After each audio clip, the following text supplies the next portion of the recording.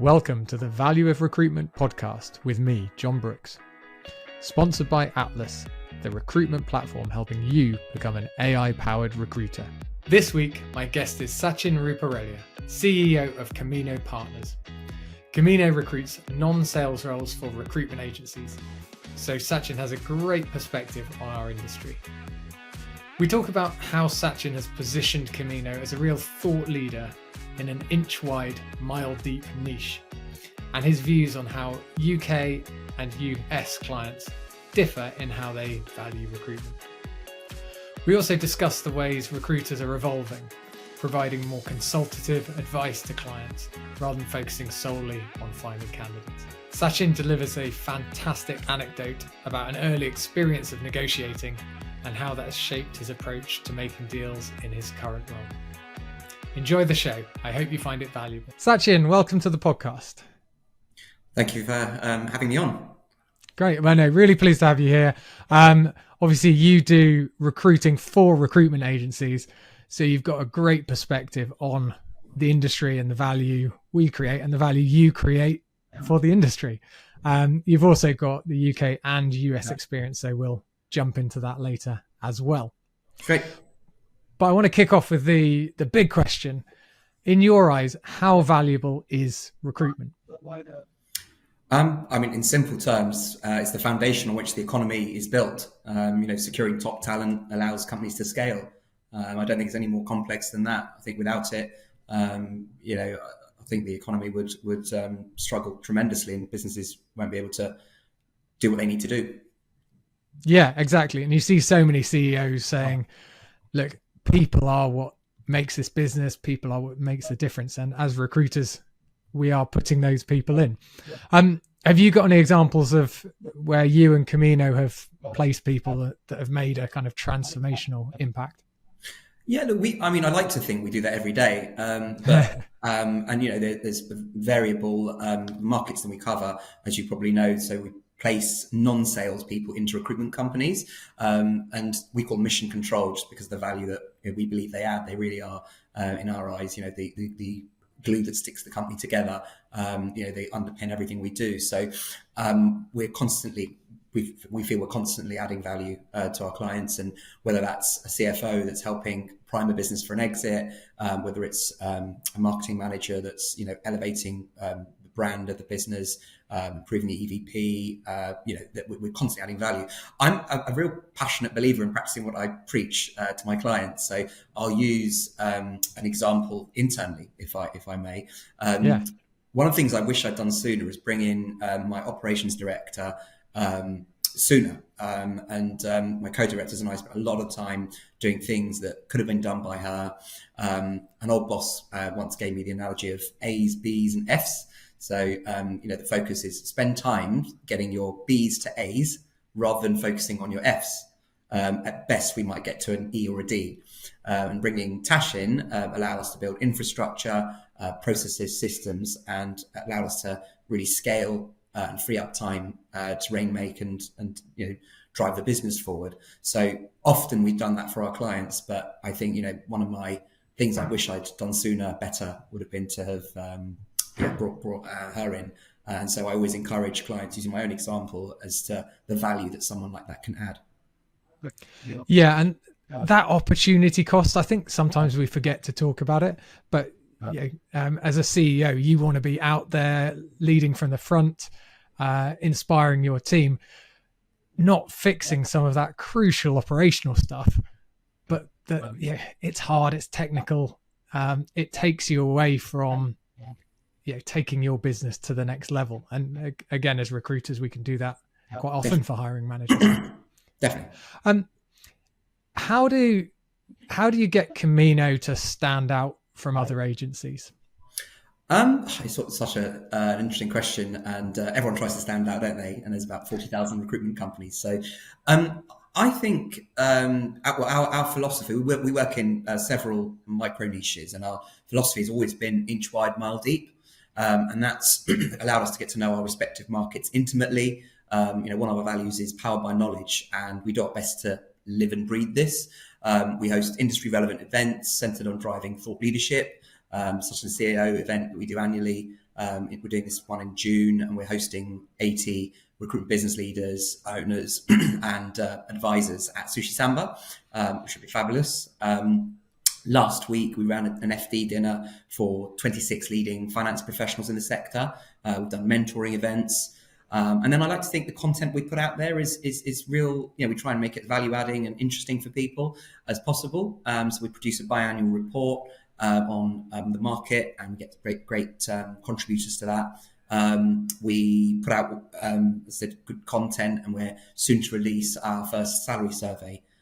Beyond that, look, we treat our candidates and clients well. For me, that's 101, right? They remember. Yeah.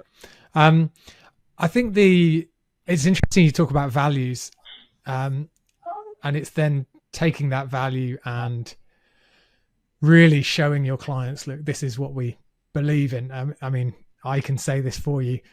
I think your thought leadership really stands out. Obviously, it's about the recruitment industry, so I'm interested in it. But when I see recruitment agencies really differentiating themselves, it's because they go deeper and they invest more than everyone else. So it's not necessarily that you've reinvented the wheel by doing a really nice report, but you do a series of consistently high quality reports that do make you stand out.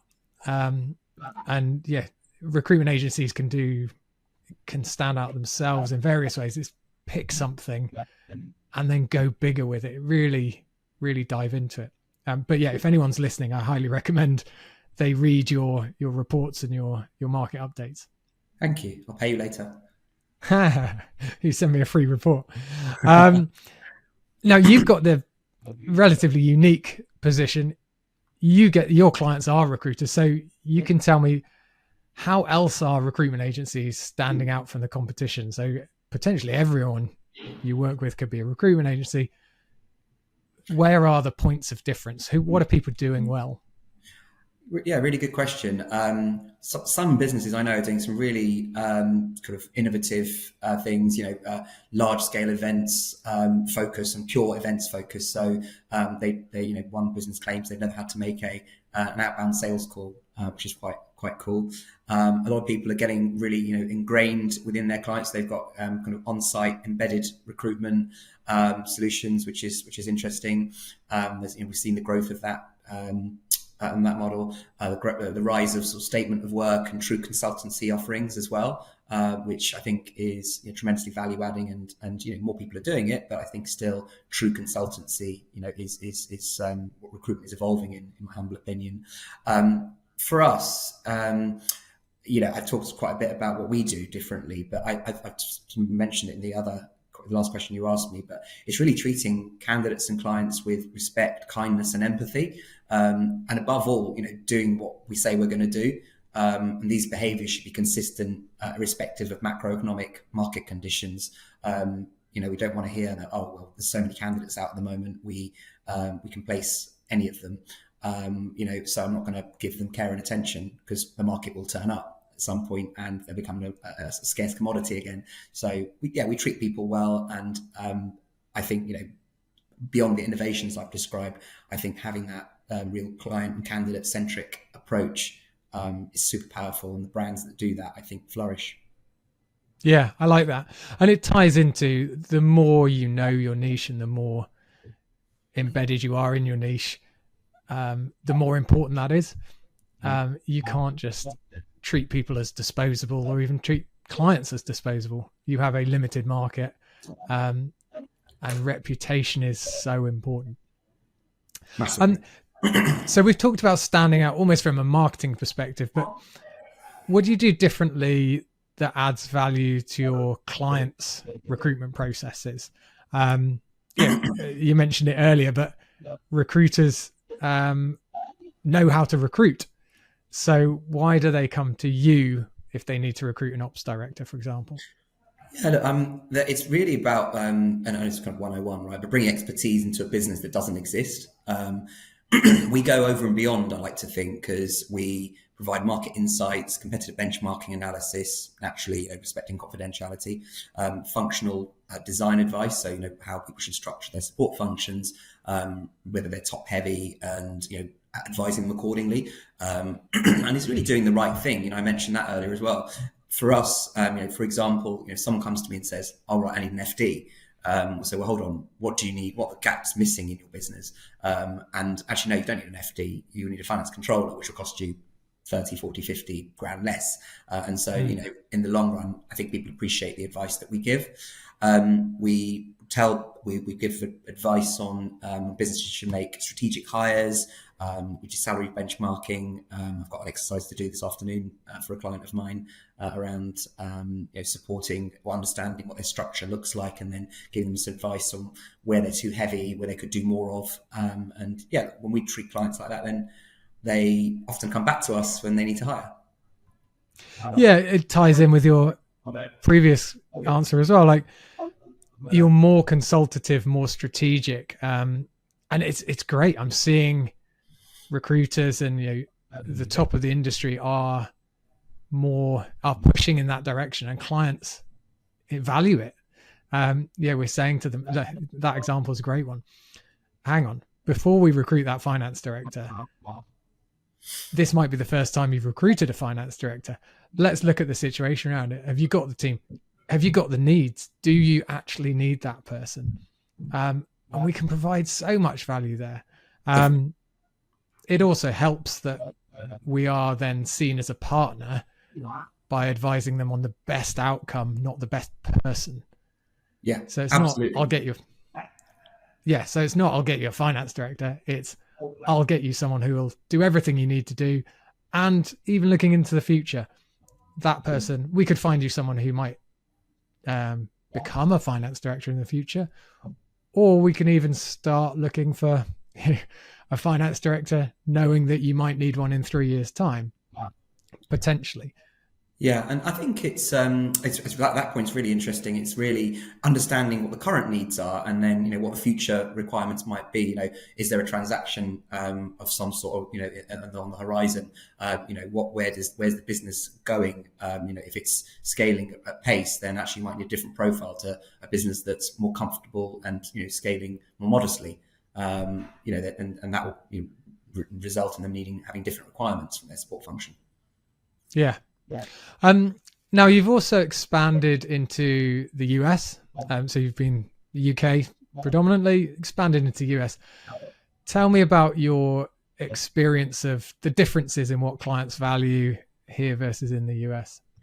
Yeah, look, I think I'm not, how fair this might be, and we've only been boots on the ground for about 2 months now, but there's a big cultural differential for sure, and without commenting too much on how sales and recruitment is viewed within the UK, over there sales is the bedrock of the economy, and it's a respected industry. So and I think that means that we are in turn treated with respect often, and perhaps more than in other jurisdictions. We chameleon-like, we try and adapt and mirror our candidates and clients. And for example, candidates will not take a cold call from you, or clients. Every call needs diarising. So you have to book a call to actually speak with somebody. It's quite interesting. So yeah, I think that's probably a big one there.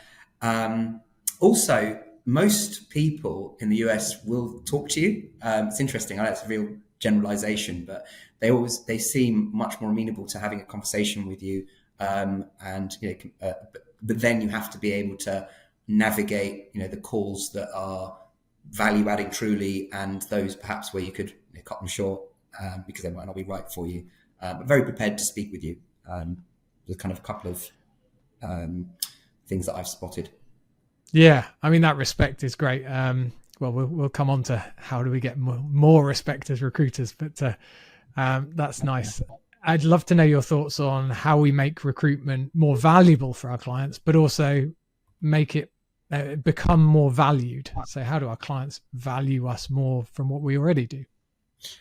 Again, some of this I feel sort of 101 stuff that I'm talking about. So, but do what you say you're going to do. I wanted to have that as one of our values, but it's quite a mouthful. Just do what you effing going to say you're going to do, was one of the lines that we came up with. Don't tell lies, don't ghost people, be straight with people.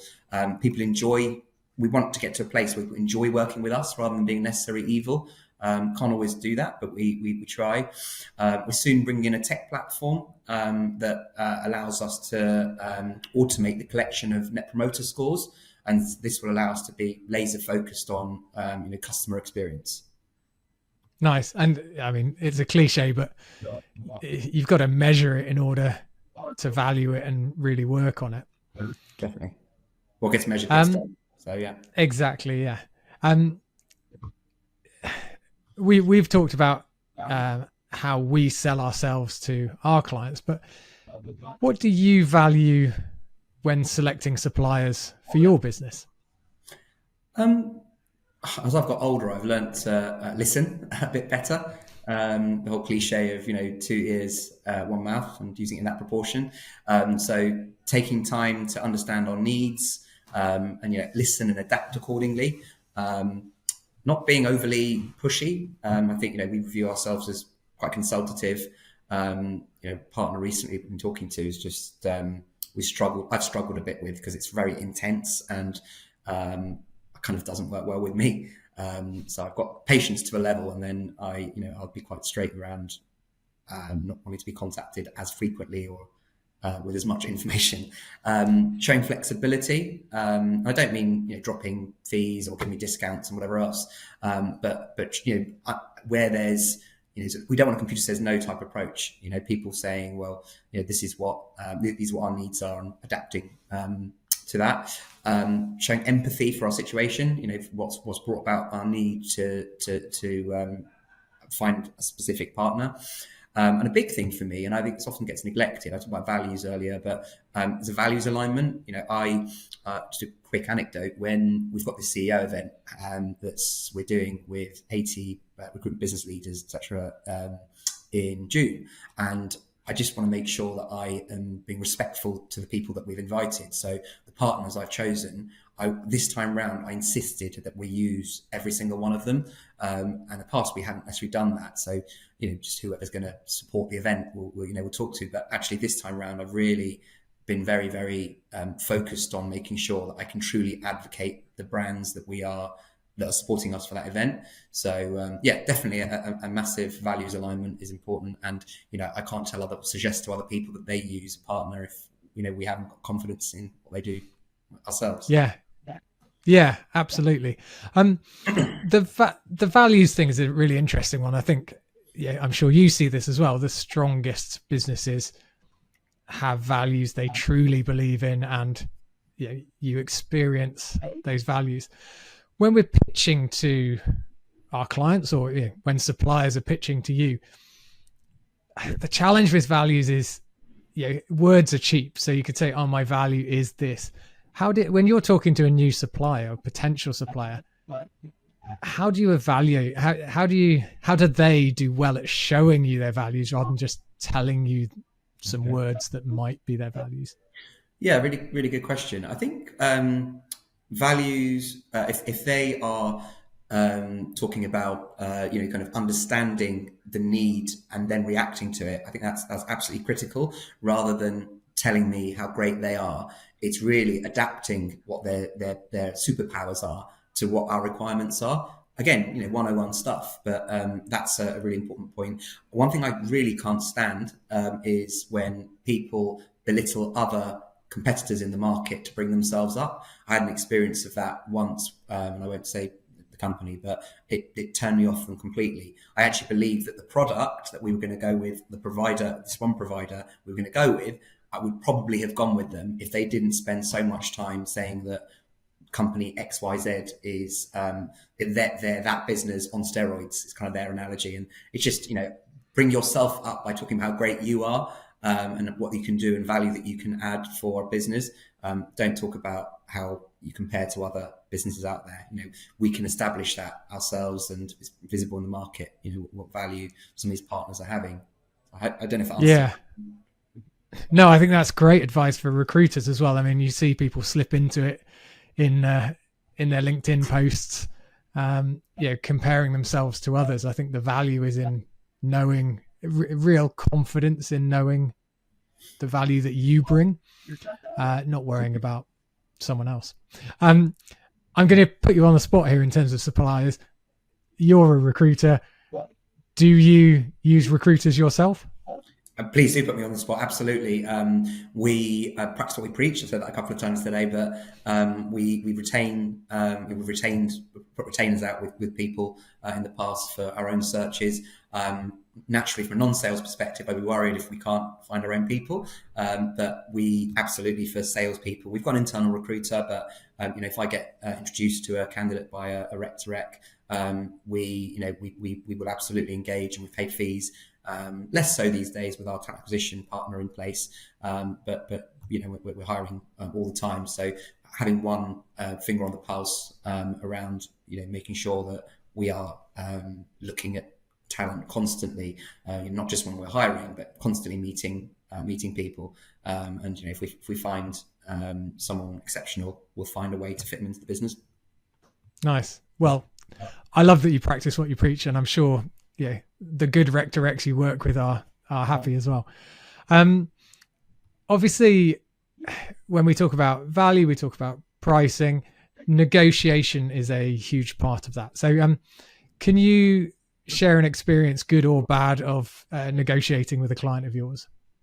I'm going to give you an anecdote actually from when I was 7 years old. So not quite answering your question. Perfect.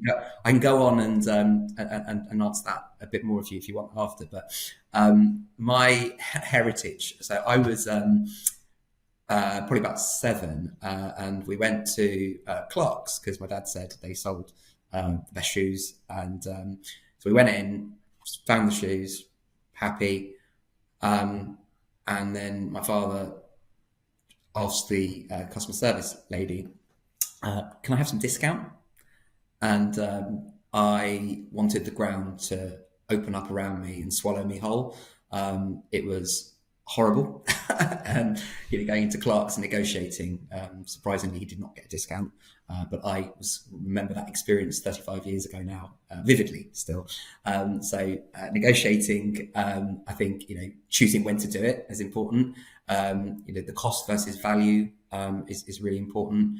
The ability to walk away when you need to. I don't like the phrase; it's quite strong, but firing clients, not being afraid to tell a client that, look, we can't work with you anymore. These are the reasons. People will pay if they see the value, and it's your job to make sure they do see the value in what you're doing, right? So all your energy and effort going in to proving. Demonstrating what value you can add for them, and then if you run a good client meeting, then actually negotiation is secondary. People we've had strong meetings with, by the time you get to the fee, actually you just put yourself in a position where you don't negotiate. And so for me, some of my best experiences, go back to your original question, with clients, they sometimes they see the value that we can add. I've got that with a partner at the moment that we're looking at, and it's really flattering. They say, your Camino Partners places non-sales people, and you're talking to recruit business leaders constantly. Let me give you a ridiculously low rate, sometimes even free propositions, and then service offerings, and then we then can advocate them if we rate what they do. So I quite like when that happens. Just seeing the value that we can add. Look, I think negotiation is really important, but I think ultimately both parties need to leave happy. I think that's the art of a true negotiation. A successful negotiation is when both people in the conversation leave happy. Yeah, rather than wanting the ground to open and swallow you up.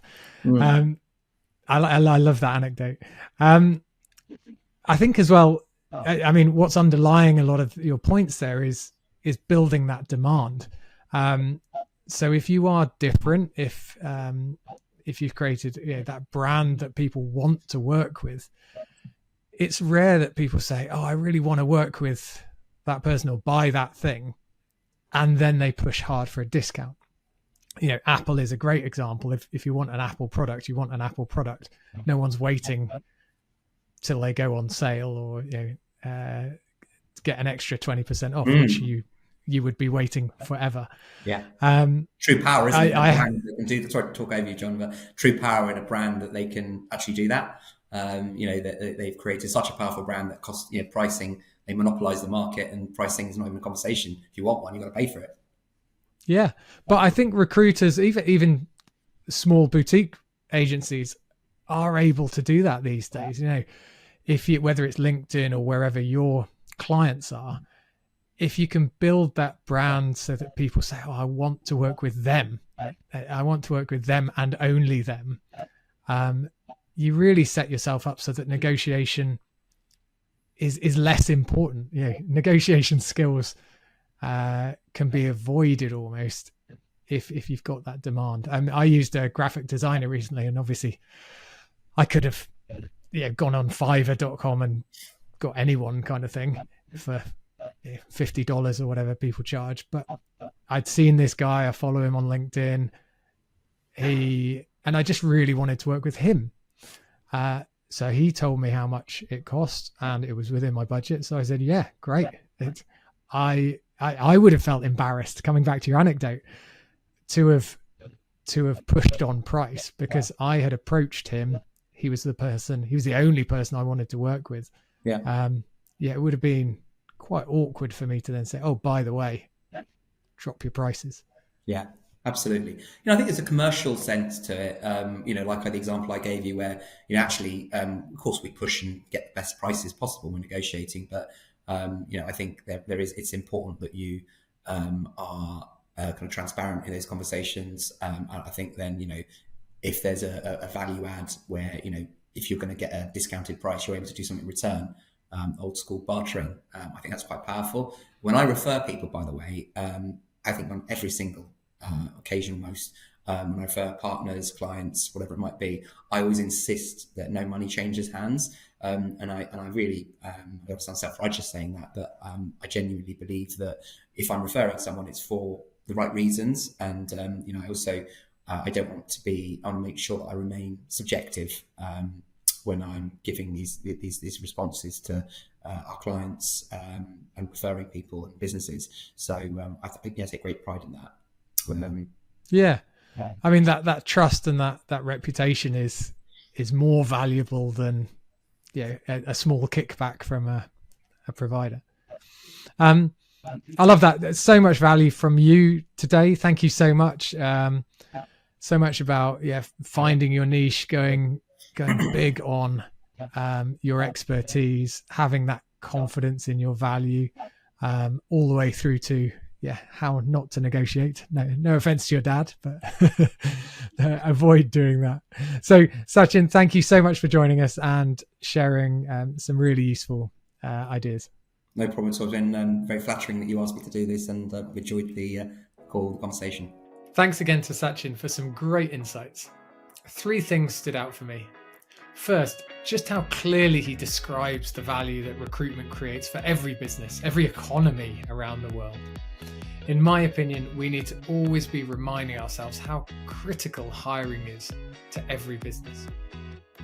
Secondly, the importance of values, both in how Camino delivers value to their clients and in terms of what Sachin looks for when he's choosing which suppliers he works with. And third, the way that childhood experience of negotiating has stayed with him to this day, and how it's informed so much of how he works with his clients and partners. If you found the show valuable, please leave a review and remember to subscribe or follow the show on your podcast app. You can also get more insights and inspiration by signing up to my added value emails on Substack. You can find the link in the show notes. Now, go and create some value. Thank you to Atlas for sponsoring the Value of Recruitment podcast.